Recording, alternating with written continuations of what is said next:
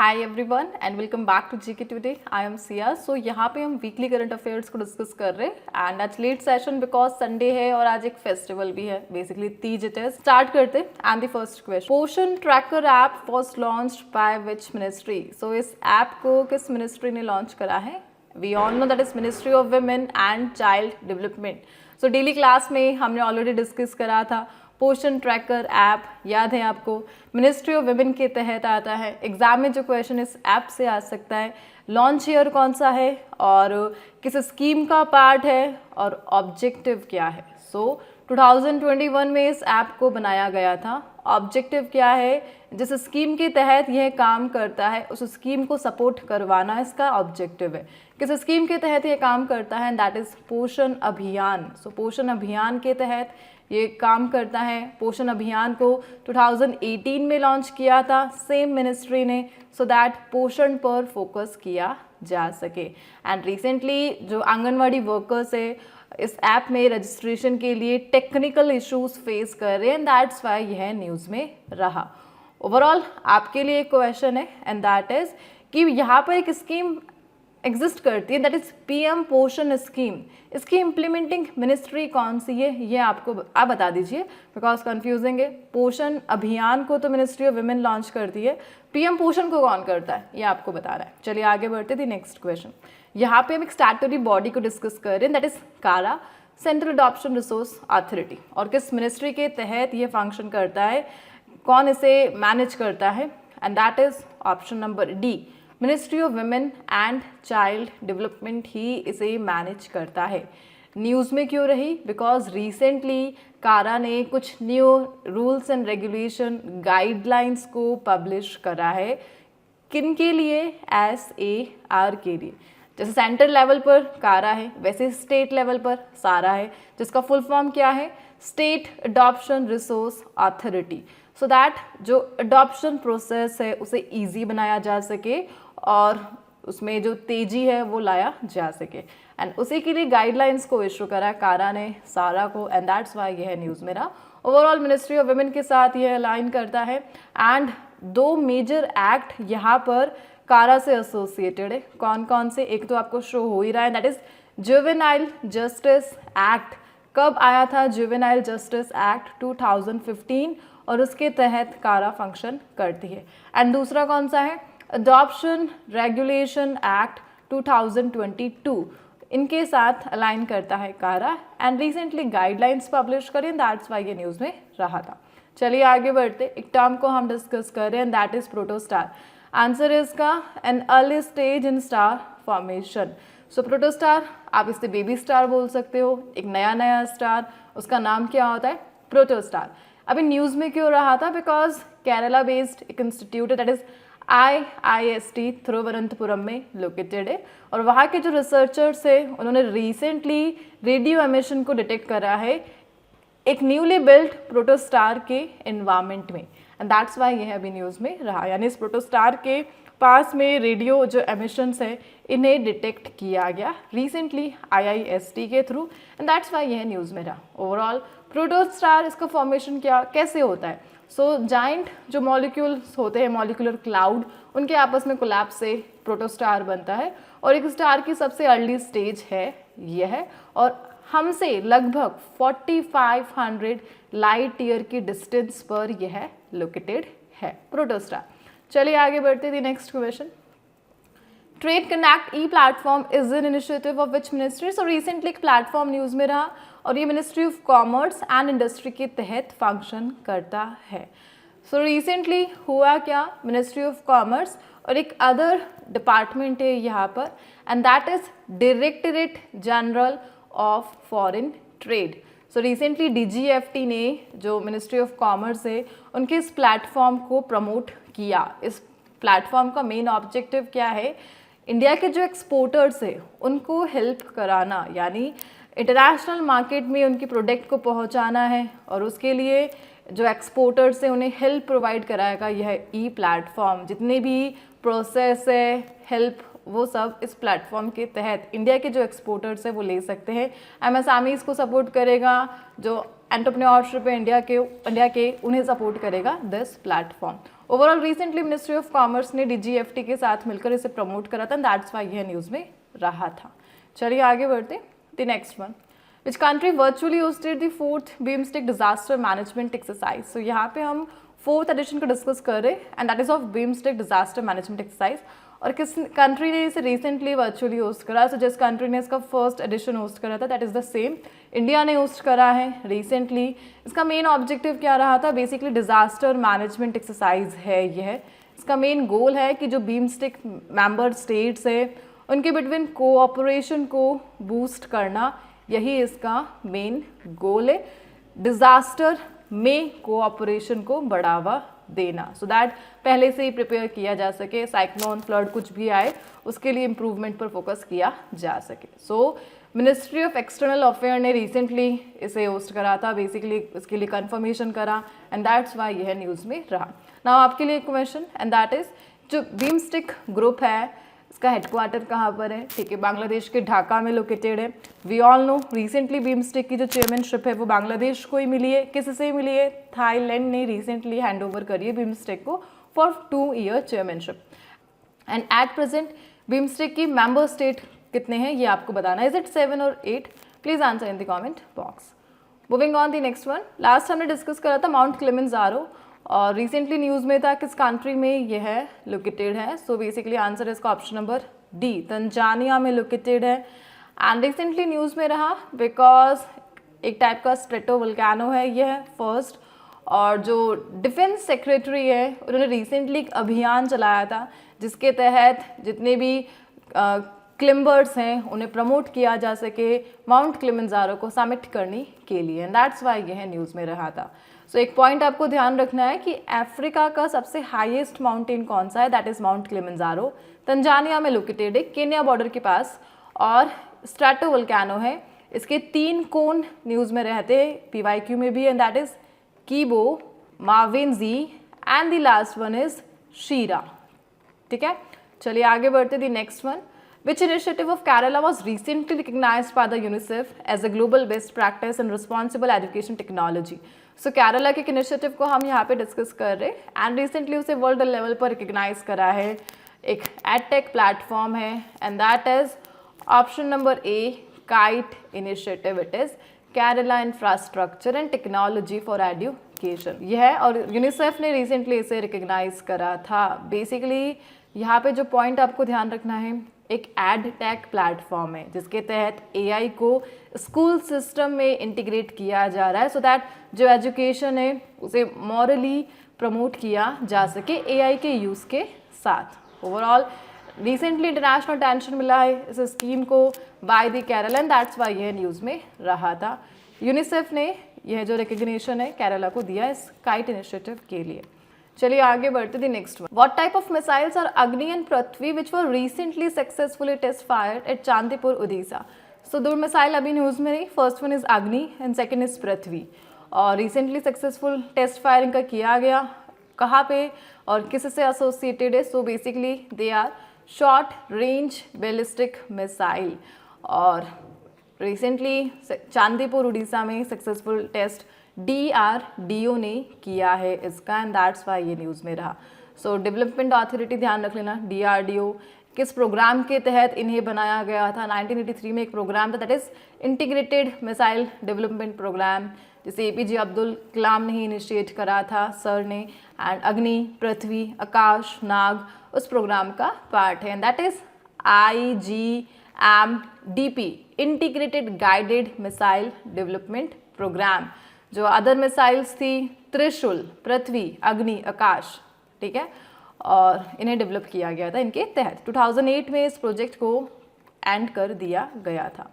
चलिए आगे बढ़ते थे next one, economic census in India is conducted by which ministry, and that is ministry of statistics, and implementation इसे conduct कराती है।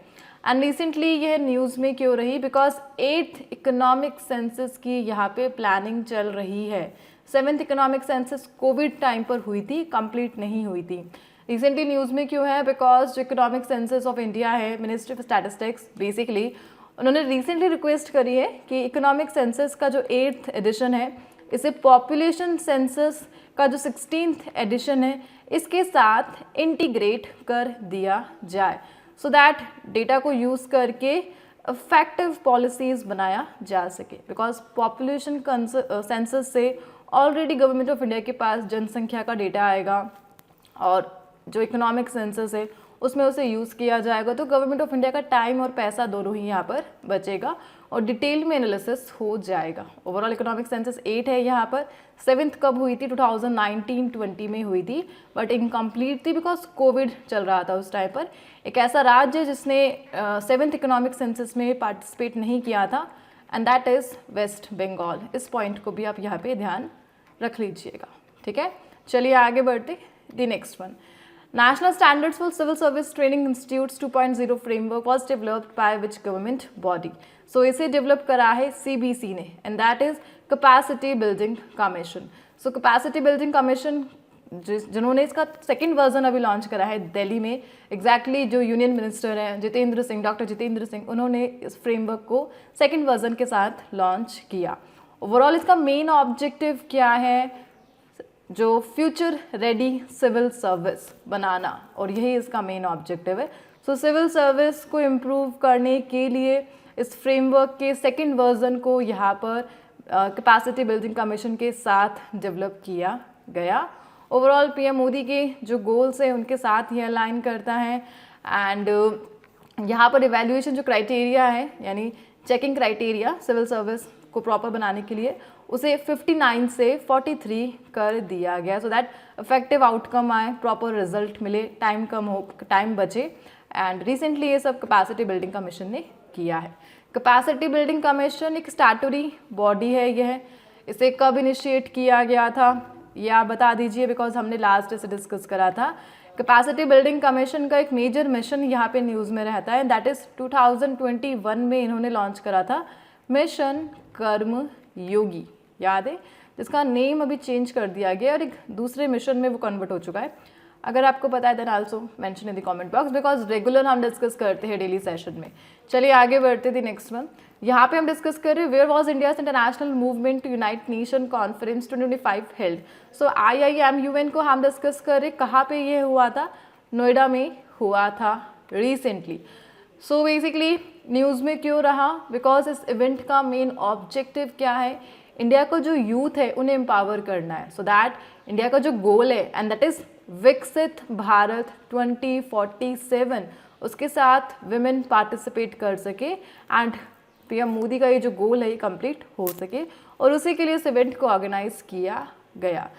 एंड इसी के साथ ये जो विज़न है विकसित भारत 2047, इसे 2022 में लॉन्च किया गया था। याद है किसके साथ इसे लॉन्च किया गया था? पंच प्राण के साथ। जब हमने इस क्वेश्चन को डिस्कस करा था तब हमने डिस्कस करा था पंच प्राण एंड 7 प्लेजेस। सो 7 प्लेजेस कौन सी है ये आप बता दीजिए, किस बजट का यह पार्ट है, पंच प्राण यह किससे एसोसिएटेड, इनके जो मेजर पॉइंट हमने डेली क्लास में डिस्कस करे थे ये आपको मेंशन करने हैं। चलिए आगे बढ़ते थे। Next one, what kind of vessel is INS Sindhayak that was recently mentioned in news. So INS Sindhayak को हम डिस्कस कर रहे हैं और एक टाइप का हाइड्रोग्राफिक सर्वे शिप है यह। रिसेंटली न्यूज़ में क्यों रहा? जस्ट बिकॉज सिंधायक ने पोर्ट कॉल को रिसेंटली करा। कहाँ पर? मलेशिया बेस्ड एक पोर्ट पर and that is Klang port. So Klang port पर यह पहुँचा और रुका then departure and that's why यह न्यूज़ में रहा। इस होल प्रोसेस को क्या बोलते हैं? Port call. And INS Sindhayak ने रिसेंटली किया। INS सिंधायक इंडिजिनसली स्वदेशी रूप से इसे बनाया गया है। फैब 2024 में इसे कमीशन किया गया था इंडियन नेवी में, और इसके बिल्डर कौन है? GRSA garden rich ship builders engineers ने इसे बनाया है। GRSA की यहाँ पर 2 असेंबली लाइन है, एक तो कोलकाता में आपको देखने को मिलेगी और दूसरी रांची में। The next is where was the youth spiritual summit 2025 organize. So youth spiritual summit को कहाँ पे ऑर्गेनाइज किया गया? Recently, and that is option number A Varanasi. And recently Mansukh Mandaviya ने इसे इनोग्रेट करा था, जो कि मिनिस्टर है यूथ के। इसका जो थीम था एंड दैट इज नशा मुक्त युवा फॉर विकसित भारत। एंड जो ड्रग्स है उसके लिए डी एडिक्शन प्रोग्राम था, यह है मेजर कैंपेन सो दैट युवाओं को नशा मुक्त बनाया जा सके डेवलप्ड इंडिया गोल के साथ। ओवरऑल इस समिट का एक मेन रिजल्ट यहाँ पर आया था and that is Kashi declaration. So which state is the host of Indian open athletics meet 2025? So किस स्टेट ने इंडियन ओपन एथलेटिक मीट को होस्ट करा? 2-day इवेंट रहा था ये, and that is by Bihar. So Bihar first state है India का जिन्होंने नेशनल एथलेटिक मीट को रिसेंटली अनाउंस किया, होस्ट करा बेसिकली. चलिए आगे बढ़ते थे. Next one, which ministry is the nodal ministry for the Maulana Azad national fellowship MANF scheme? And that is ministry of minority affair के तहत यह आता है, and that is Maulana Azad national fellowship scheme. So recently ministry of minority affair ने जो pending payments थे जो इस फेलोशिप के तहत आते हैं उन्हें 7 month के डिले के बाद फाइनली रिलीज करा, एंड दैट्स वाई यह न्यूज़ में रहा. ओवरऑल ये जो स्कीम है 5 years की एक फेलोशिप है जो फाइनेंशियल हेल्प प्रोवाइड करती है माइनॉरिटी कम्युनिटीज़ को हायर स्टडीज़ के लिए. सो यहाँ पर कितनी माइनॉरिटी कम्युनिटीज़ एग्जिस्ट करती है मिनिस्ट्री ऑफ माइनॉरिटी अफेयर के तहत? And there are 6. कौन कौन सी हैं? The Muslims, Buddhists, Christians, Jains, Parsis and the Sikh. So overall students को फाइनेंशियल हेल्प प्रोवाइड करनी है और उसके लिए इस फेलोशिप को इंट्रोड्यूस करा था मिनिस्ट्री ऑफ माइनॉरिटी अफेयर ने.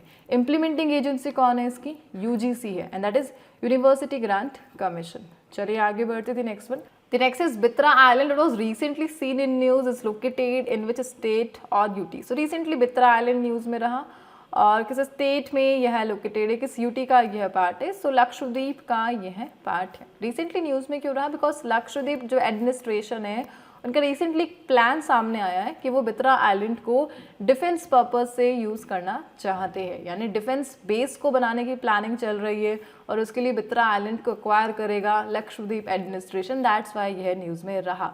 ओवरऑल बित्रा आइलैंड ये लक्षद्वीप आर्किपेलागो का सबसे छोटा आइलैंड है यह, और यहाँ पर आपको एक मस्जिद भी मिलेगी दैट इज़ ऑफ मलिक मुल्ला जो कि अरब संत है.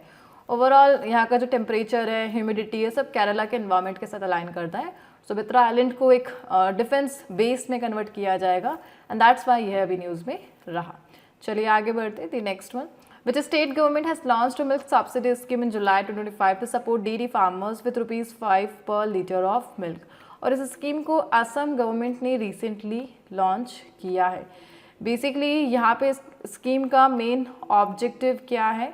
जो मिल्क प्रोडक्शन है उसे बूस्ट करना है, फार्मर्स की इनकम को बढ़ाना है, और यही इसका मेन ऑब्जेक्टिव है. जो CM है हेमंत बिस्वा शर्मा, उन्होंने इस स्कीम को लॉन्च करा मिल्क प्रोडक्शन को बढ़ाना और रूरल एरिया में फार्मर इनकम को बढ़ाने के लिए. The next is what is the main objective of the Kutir Jyoti scheme?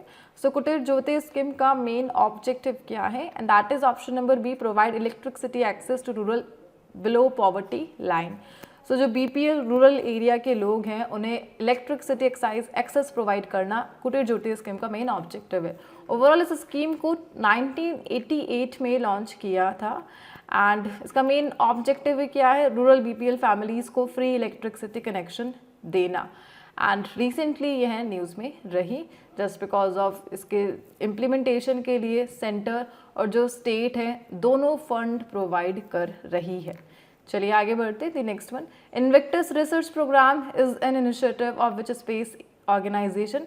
And that is European space agency का एक प्रेस्टिजियस रिसर्च प्रोग्राम है, that is Invictus research programme.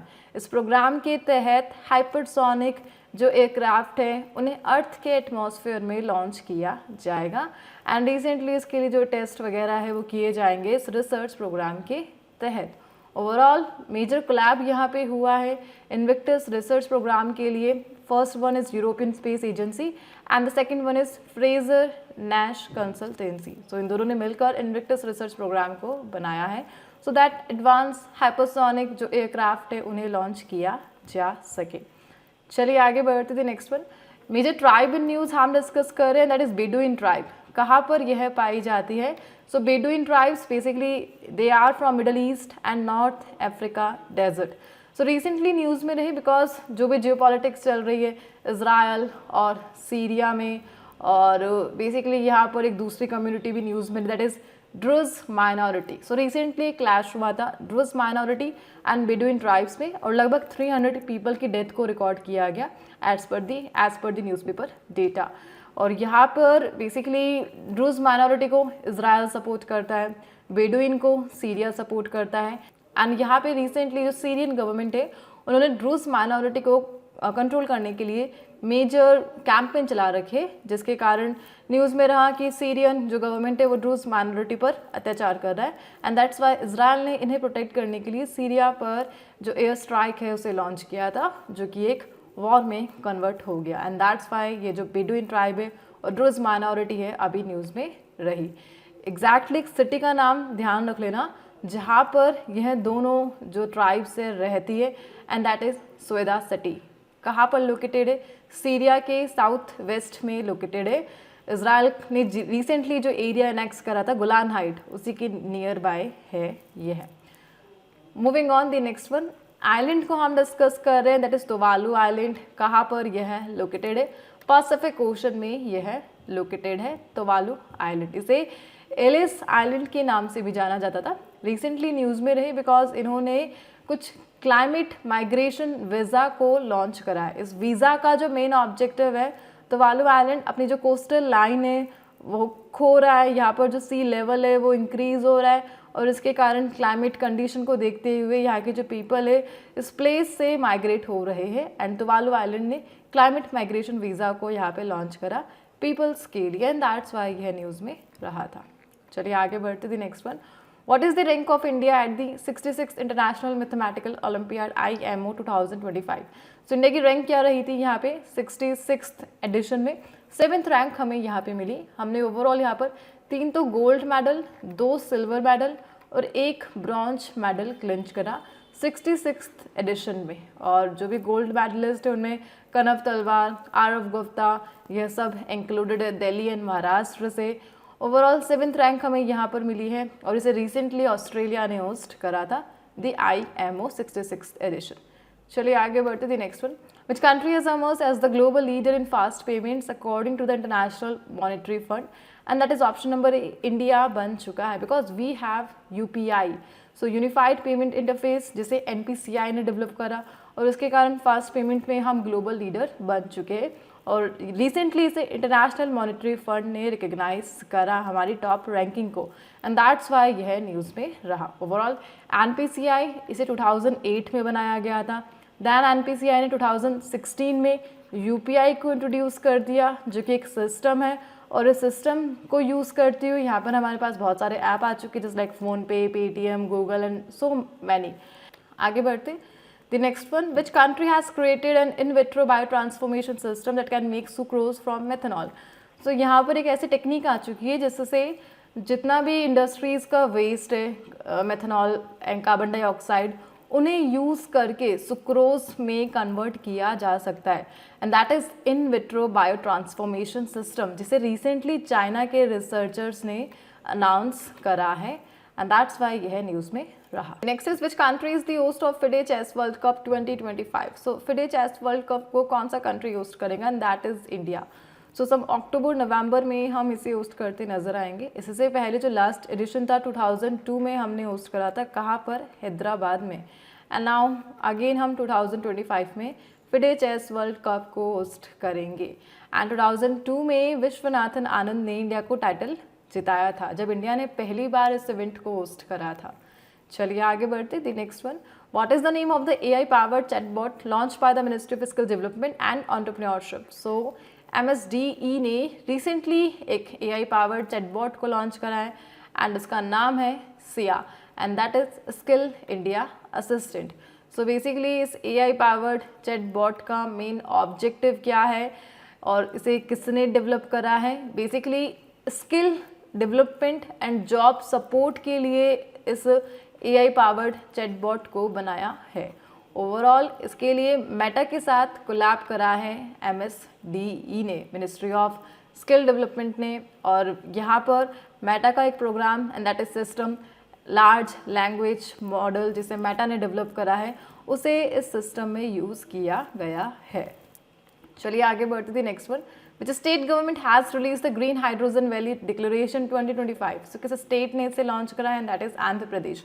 Basically Andhra Pradesh का गोल है यहाँ पर कि आंध्र प्रदेश की जो कैपिटल है एंड दैट इज अमरावती, उसे ग्रीन हब बनाना है। और उसके लिए गवर्नमेंट ऑफ इंडिया का एक नेशनल इनिशिएटिव है, that is national green hydrogen mission 2030। सो उसी मिशन के साथ अलाइन करता है green hydrogen valley declaration, so that clean energy को प्रमोट किया जा सके और अमरावती को ग्रीन हब में बनाया जा सके। सो आंध्र प्रदेश को बनना है leader in green hydrogen production और इसीलिए ग्रीन हाइड्रोजन वैली डिक्लेरेशन को लॉन्च किया गया। सम 500 करोड़ का बजट है इसके लिए। चलिए आगे बढ़ते थे नेक्स्ट वन। यहाँ पे हम डिस्कस करें CAC, Codex Alimentarius Commission was jointly established by which two organization. So CAC को किसने बनाया, एंड दैट इज CAC को basically food and agriculture organization and WHO ने बनाया है। सो FAO एंड WHO CAC के डेवलपर है। बेसिकली CAC अभी रिसेंटली न्यूज़ में क्यों रहा, बिकॉज रिसेंटली इनका 88 सेशन हुआ है और जहाँ पर इंडिया के जितनी भी एफर्ट्स है फूड स्टैंडर्ड्स को बनाने के लिए ग्लोबल लेवल पर, उन्हें रिसेंटली रिकग्नाइज किया गया इंटरनेशनल लेवल पर CAC प्लेटफॉर्म पर, एंड दैट्स वाई यह न्यूज़ में रहा। ओवरऑल ये जो सेशन है ये FAO के हेडक्वार्टर में हुआ था। कहाँ पर लोकेटेड है FAO का headquarter, and that is Rome Italy में लोकेटेड है। 88th एडिशन है यह भी ध्यान रख लेना। ओवरऑल CAC एक टाइप की कमिटी है, UN एजेंसी है, जिसका मेन ऑब्जेक्टिव क्या है, इंटरनेशनल फूड स्टैंडर्ड्स को सेट करना हेल्थ प्रोटेक्शन के लिए। चलिए आगे बढ़ते थे next one. Bima Sakhi Yojana is an initiative of which institution. So एक मेजर बीमा सखी योजना को हम डिस्कस कर रहे हैं और ये life insurance corporation of India का इनिशिएटिव है। सो रिसेंटली LIC ने एक MOU साइन करा है यहाँ पर किसके साथ, डिपार्टमेंट ऑफ रूरल डेवलपमेंट के साथ, एंड दैट्स वाई ये न्यूज़ में रहा था just because of MOU। Overall बीमा सखी योजना ये यहाँ पर क्या है, सो विमेन एम्पावरमेंट के लिए एक परफॉर्मेंस बेस्ड स्कीम है यह, जहाँ पर स्टाइपेंड भी दिया जाएगा विमेन एम्पावरमेंट रोल के लिए। ओवरऑल सिलेक्टेड जितने भी वुमेन है उन्हें ट्रेनिंग और मंथली स्टाइपेंड दिया जाता है। स्टार्टिंग में 7,000 रुपीज़, देन सेकेंड मंथ में 6,000 और थर्ड मंथ में 5,000 का जो स्टाइपेंड है वो बीमा सखी योजना के तहत दिया जाता है LIC के थ्रू। चलिए आगे बढ़ते the next one. Which mobile application won the world summit on the information society prizes 2025 champion award for rural digital governance, and that mobile application is option number B, Meri panchayat, जो ministry of पंचायती राज के तहत आती है।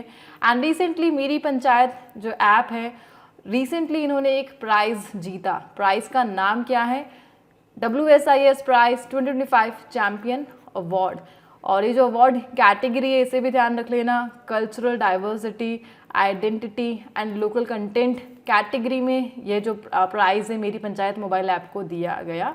और ministry of पंचायती राज ने NIC के साथ मिलकर इसे डेवलप करा, एंड NIC यहाँ पर इंडिया का पहला नेशनल डेटा सेंटर है जो गवर्नमेंट डेटा सेट को